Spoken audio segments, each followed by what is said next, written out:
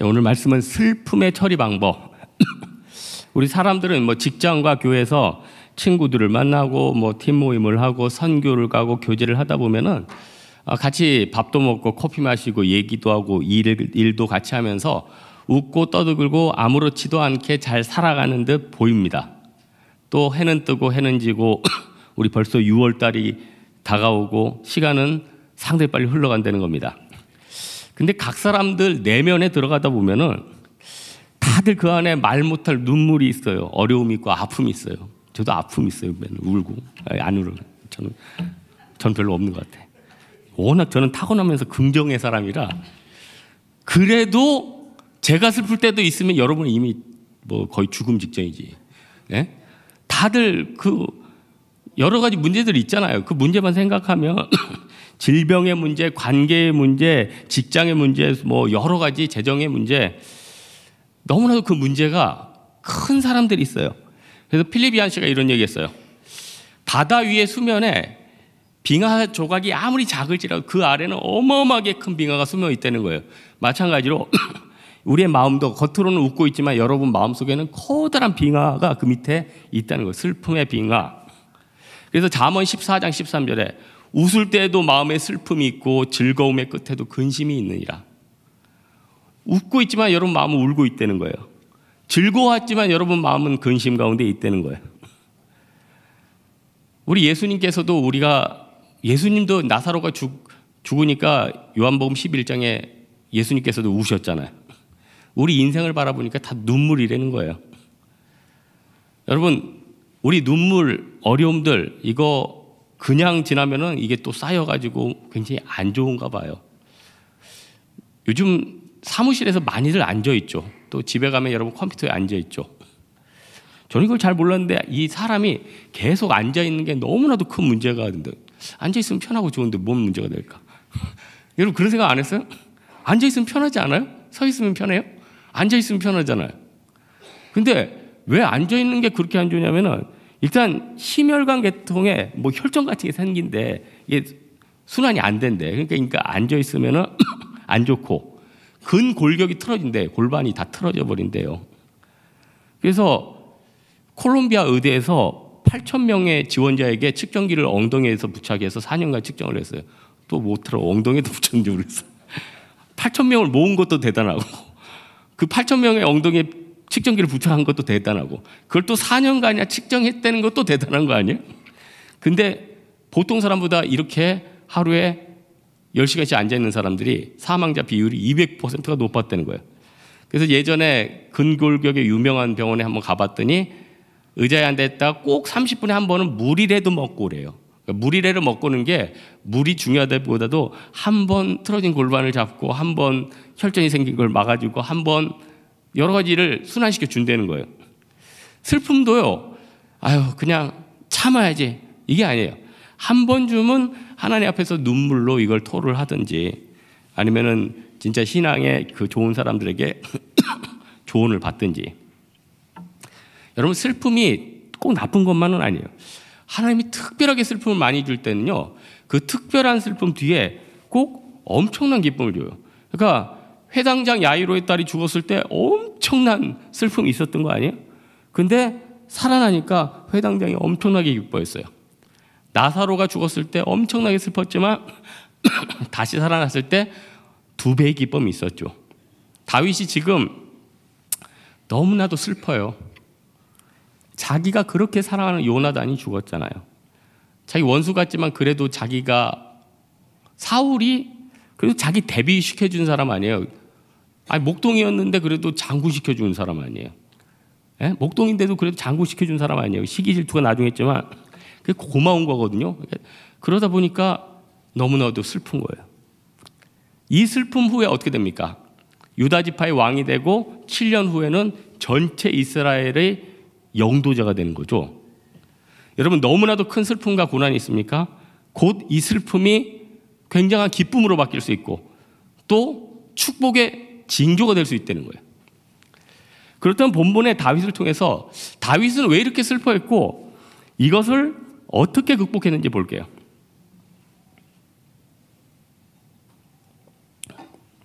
일단 다윗이 왜 가장 슬퍼했냐면 싸움을 했는데 누구한테 졌습니까 지금? 블레셋한테 졌어요. 블레셋은 누구냐면은 이방인, 예? 이방인 중에 이방인인 거예요. 가령 여러분 생각해 보세요. 뭐 그런 일이 일어나서도 안 되겠고 뭐 질 수도 없지만 우리나라가 일본하고 막 국지전을 벌였어요. 독도를 뺏겼어. 야, 미치는 거지 이거. 에? 그럼 어떻게 돼요? 너무나도 낙심이 되고, 야, 이게 뭐냐? 다윗이 지금 20절에 보니까 가드에게도 알리지 말고 아스글론 거리에도 전파하지 말라. 이게 다 어디냐면 블레셋의 5대 도시가 가드, 아스글론 이 5개거든요.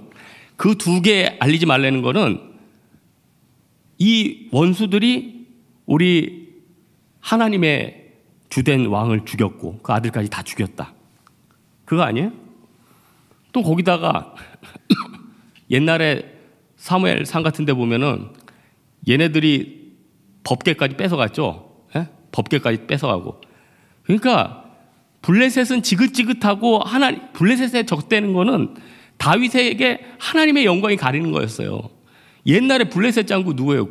골리앗. 만군의 여호와의 이름으로 내가 너에게 맞박에다가 돌을 꽂는다는 꽂혔잖아요. 그러니까 어떻게 돼요?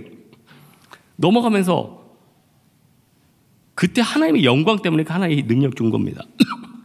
여러분 인간은요 대부분 언제 두려워하고 언제 낙심하냐면 내 영광이 가리우고 내가 무시당하면은 낙심합니다. 내가 뒤처진다. 내가 남들보다 못 나간다. 내 영광이 가리워지면은 두려워해요.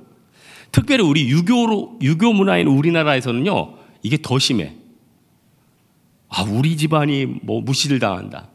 내가 무시를 당한다. 여러분의 자녀가 무시당한다. 여러분의 부모님이 무시당한다. 이거는 뭐 참을 수가 없는 거죠. 근데 다윗은 반대였다는 거예요. 내가 하나님 영광이 가려지는 걸 두려워했다는 거예요. 하나님의 영광이 가려진다는 건 뭘 뜻하죠? 하나님 이가봇 한다는 거예요. 내가 하나님 영광이잖아요. 영광이 가리는 곳에 왜 하나님이 있겠어요? 영광이 있는 곳에 늘 승리가 있는데. 여러분 영광이 없는 곳에는요 저는 여러분들 보면은 몸이 좀 아프다가도 여러분 보면 힘이 나고 기쁘고 여러분이 소중해요. 근데 이가봇한 곳의 특징은 뭔지 알아요? 여러분을 봐도 부담스럽고 여러분도 저를 봐도 무슨 소리를 하나 의심하고 들으러 오지도 않고 하고 싶지도 않고 너는 너 나는 나 이게 뭐라고 그러면 이가봇이에요. 교회가 이가봇되고 여러분 직장이 이가봇되고 이거 큰일 나는 겁니다. 하나님의 영광이 떠나면 그것처럼 안타까운 게 없다는 거예요. 되는 일이 하나도 없는 거예요. 그래서 우리 인생의 가장 큰 위기가 뭐냐면은 예배 드리는 게 부담되는 거, 하나님 잘 생각 안 나는 거, 교회 선교일 별로 관심 없는 거. 물론 이해는 가죠. 세상에서 우리 살기가 얼마나 힘들어요. 돈도 벌어야 되고 뭐 연애도 해야 되고 가만히 있으니까 시간이나 계속 흘러가는 것 같고 뭐 되는 건 하나도 없는 것 같고 그러니까 나도 또 살아남아야 될 거 아니에요? 그러다 보니까 열심히 뛰고 있어요. 열심히 세상을 향해서 나아가고 있다는 거예요. 그러나 우리는 꼭 기억해야 돼요. 분주하게 싸우다 패했던 아이성의 패배를 우리는 생각을 해야 된다는 거예요. 내 인생에 절대로 하나님의 영광이 땅에 떨어지지 않게 도와주십시오. 이 기도 굉장히 중요합니다. 저 어제 새벽 기도 끝나고 좀 추격전을 하나 봤네요. 이거 영화에서 보던 거. 교회에서 새벽 기도를 끝나고 잠깐 나가는데 우리 교회 앞에서 어떤 소나타 같아. 웽 하고 도망가는 거예요. 경찰차가 사이렌 울면서 따라와요. 근데 저 사거리 수복 있는 데죠. 거기서 또 그 차는 불법 유턴하고 딱 돌아와. 여기 막다른 데 아니에요. 그러니까 우리 여기 나가는 데서 또 그 차 확 돌아. 경찰이 또 이 한 2바퀴 정도 돌았을 거예요. 제가 이쪽만 막으면 되겠더라고. 제가 있는 차로 앞차를 약간 부딪힌 다음에 내가 딱 막고 경찰과 공조해서 그 사람을 끌어내리는 상상을 했었어요. 야, 옛날 같았으면 그랬을 거야. 근데 두 가지가 순간적으로 무수한 생각이 이 두 가지가 그 짧은 시간에 너무 많이 스쳐가. 근데 옛날에 서대문에서 우리 그 장로님 집에 신방을 갔다가 여자가 강도한테 쫓겨왔단 말이에요. 제 차에 숨어서 제가 차에 숨겨주고 그 강도가 화가 나니까 발로 내 차를 부시고 나랑 이렇게 하다가 칼로 내 여기를 그었어. 그래서 그때 경찰이 와가지고 나는 병원 가서 꼬매고 서대문 큰 범죄니까 경찰서로 보내더라고. 나는 붕대 감고 갔지. 근데 또 내 용서를 해줬지. 이 사람 용서를 해주라고. 근데 문제가 뭐냐면 용서를 해주니까 민사로 넘어가. 경찰이 손 떼버려. 연락처도 안 가르쳐줘. 알아서 하래.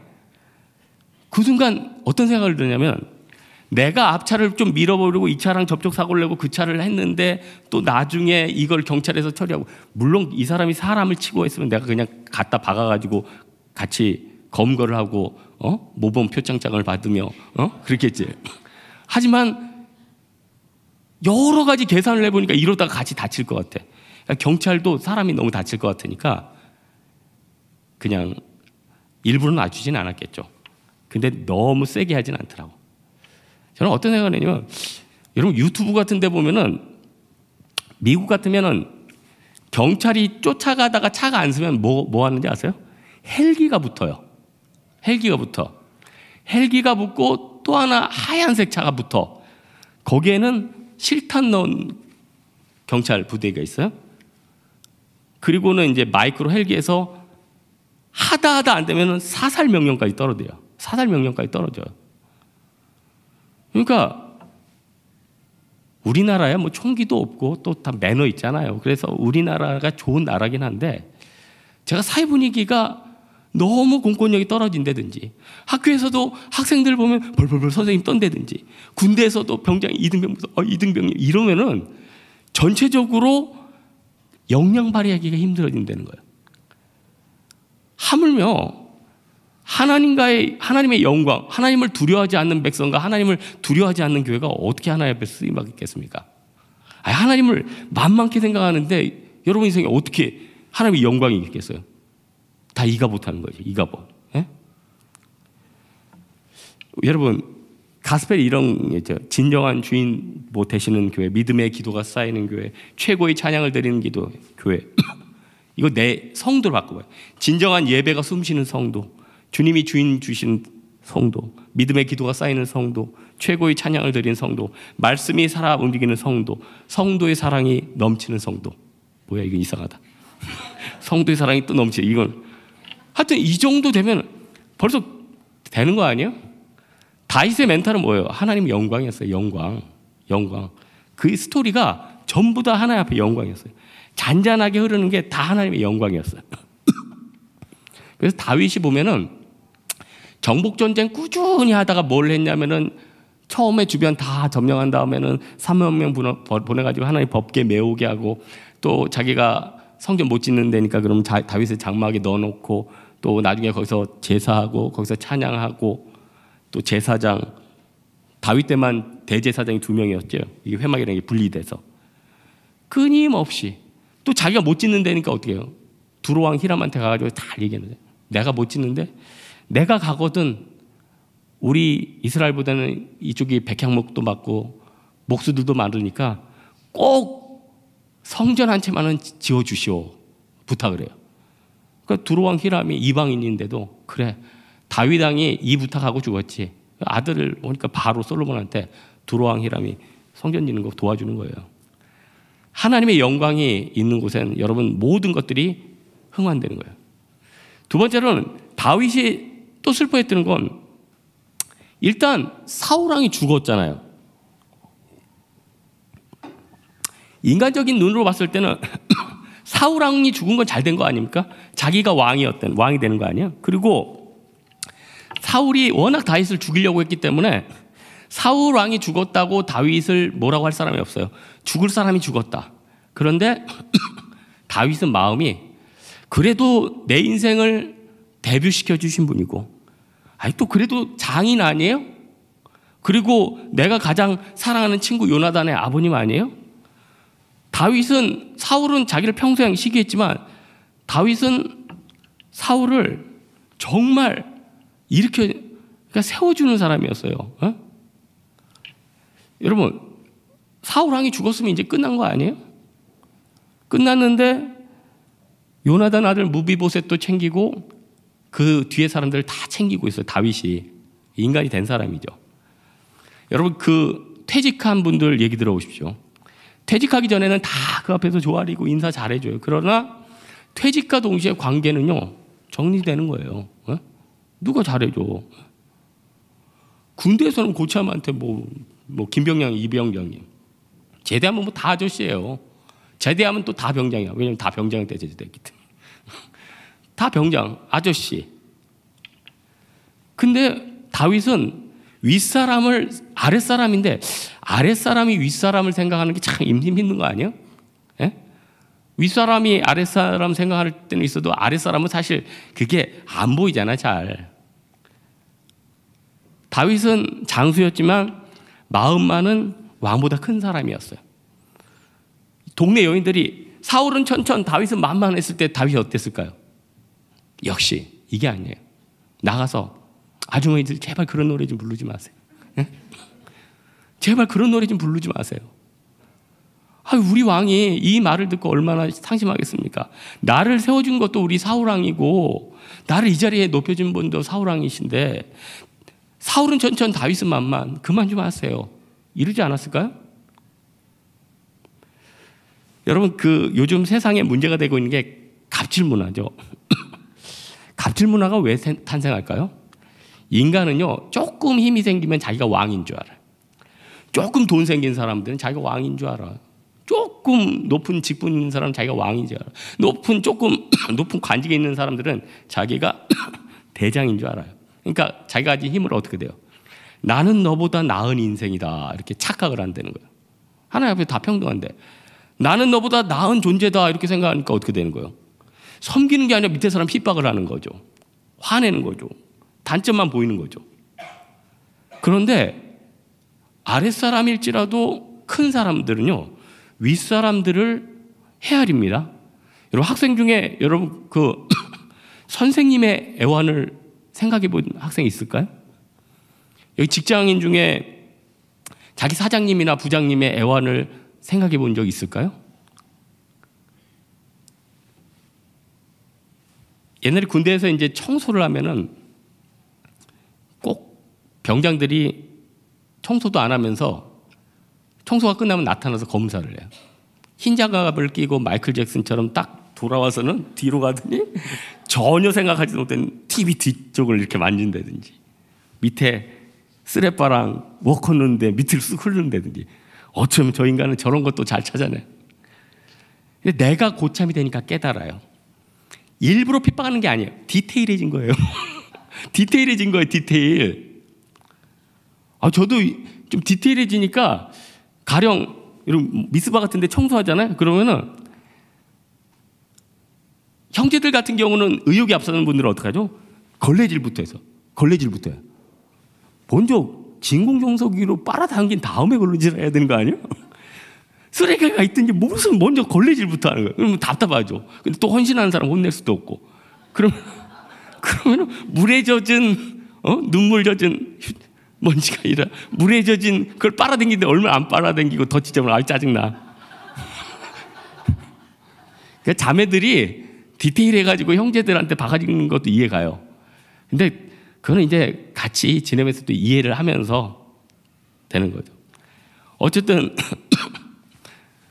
다윗은 자기를 섬기던 왕, 자기의 윗사람을 보는 그런 눈이 있었다는 거예요. 그러면 그 사람은 어떻게 됩니까? 하나님이 높여주는 거죠. 수준이 있으니까. 그래서 여러분, 동역을 하든 동업을 하든 뭐 배우자를 만나든 어떤 사람이 좋습니까? 신의가 있는 사람.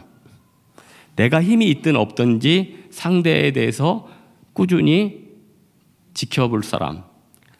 그러니까 중심에 이런 사람이 누가 있겠어요? 하나님 바라보는 사람들은 이게 가능하죠.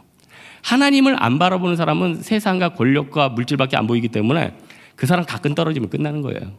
그러나 하나님을 보는 사람은 내가 하나님 앞에서 이 사람을 대하는 거예요. 그 사람이 힘이 있든지 없든지. 그래서 사무엘하 1장에서 10장을 구속사적인 관점에서 구약의 심장부라고 그래요. 그러니까 오늘 본문 1장부터 10장까지가 구약의 심장부. 왜 심장부라고 하냐면은 아브라함에게 약속을 주신 하나님이 다윗에게 메시아 왕국을 열어주는 장면이에요. 굉장히 중요한 거예요.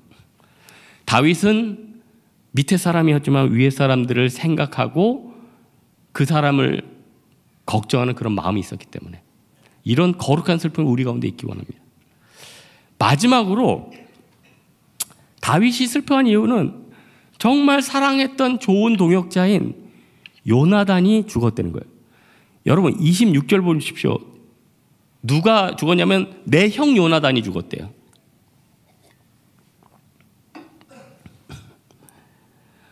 얼마나 친했으면 내 형이래요. 여러분 그 형제들도 좀 남자다운 형제들은 만나면 형 동생 하더라고요. 이게 저는 5, 60대 아저씨분들도 그러더라고요. 남자들 중에 좀 터프하고 또 어떤 직종에 있는 분들은 만나자마자 형님 동생 이게 금방 트더라고요. 형하고 외칠 정도면은 완전히 마음이 통한 사람이죠. 근데 여러분 요나단이 나이를 추정해 보니까 다윗보다 20살 정도 많았대. 말이 친구지 뭐 삼촌 아니에요? 그 정도면? 세대 차이 아니에요? 70년대 음악과 90년대 음악을 다르게 듣는 분들인데 이분이 어떻게 그렇게 끈끈한 사랑을 나눴을까? 이거는 문화가 아니라 신앙적으로 묶인 거죠. 신앙적으로는요, 여러분들이 60대 어르신부터 20, 30대 청년들이 선교 가서 대화가 될 수 있어요. 선교로 맺어지니까 신앙으로 하나 되니까. 그러나 같은 20대, 같은 40대도 하나님을 모르는 사람들은 대화가 안 되는 거예요. 그러니까 여러분 나이 들고 교회 신앙생활 열심히 하니까 세상 친구들 다 사라지죠. 정상이에요. 정상이라니까요. 영이 틀리는데 뭐요. 다윗은 요나단하고 영이 통했어요.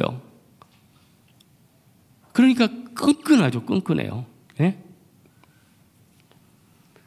여러분 세상에서 정말 끈끈하다는 형 동생들 어떤 이익의 문제, 어떤 자기의 고집의 문제 나타나면 어떻게 돼요? 금방 깨져버립니다. 금방 깨져버려요. 네? 같이 어떤 형제들, 어떤 자매들 대학 다닐 때 자취했는데 전기세 누가 더 많이 써가지고 막 그것 때문에 기도해달라고 그러고 결국 싸워가지고 그거 많이 봤어요. 여러분 유치하죠? 그렇게 친구끼리 자취하다가 싸움 나가지고 평생 안 보는 애들이 상당히 많더라니까요. 전기세 그 5,000원 더 내고 덜 내는 그것 때문에 한 달 내내 고민하고 미워하고 들어오면은 눈 불알이고 그딸 그럴 못하러 같이 살아. 에?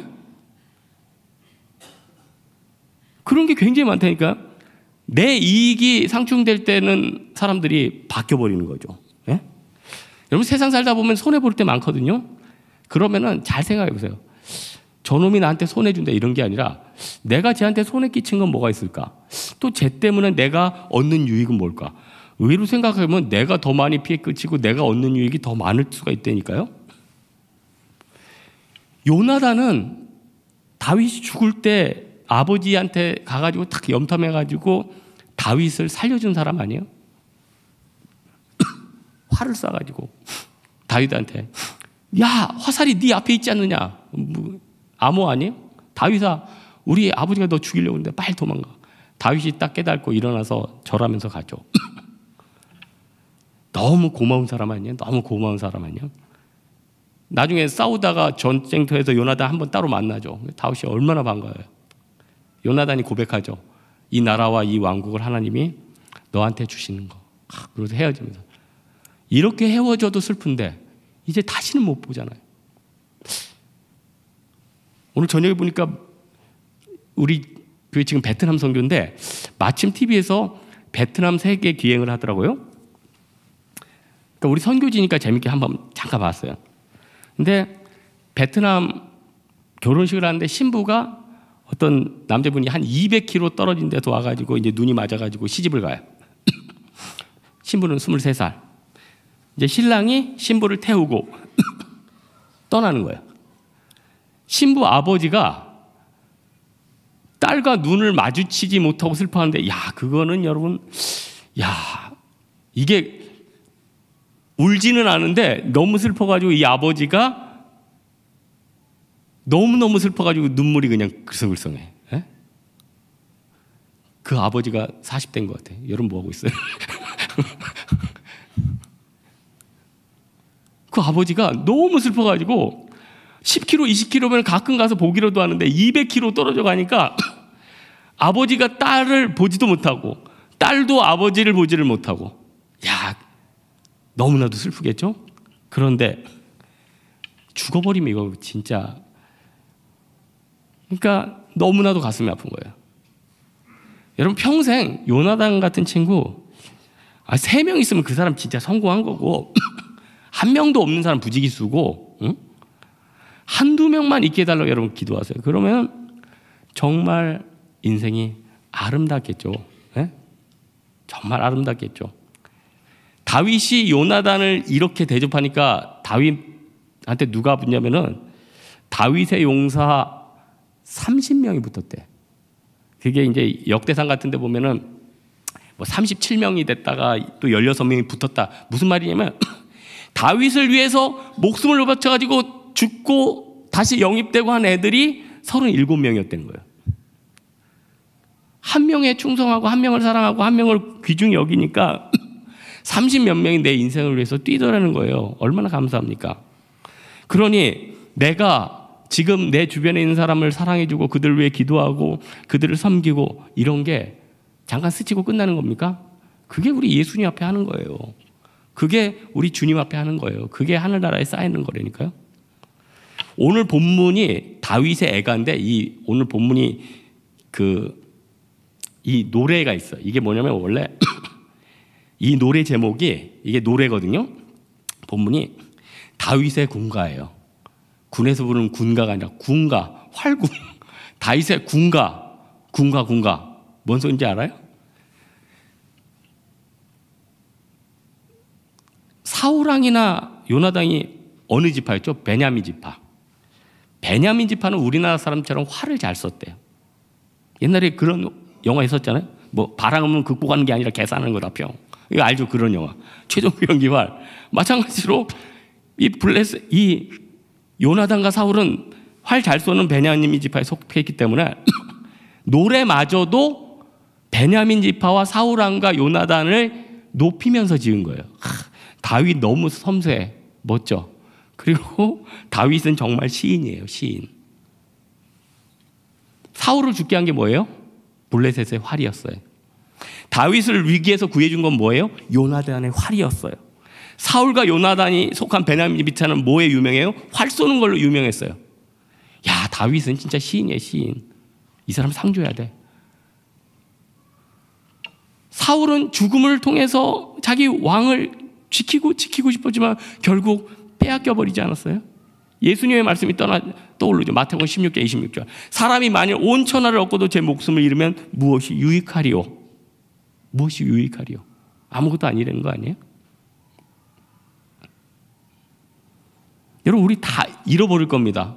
여러분 가진 소모품 다 없어질 겁니다. 여러분 체력도 소모품입니다.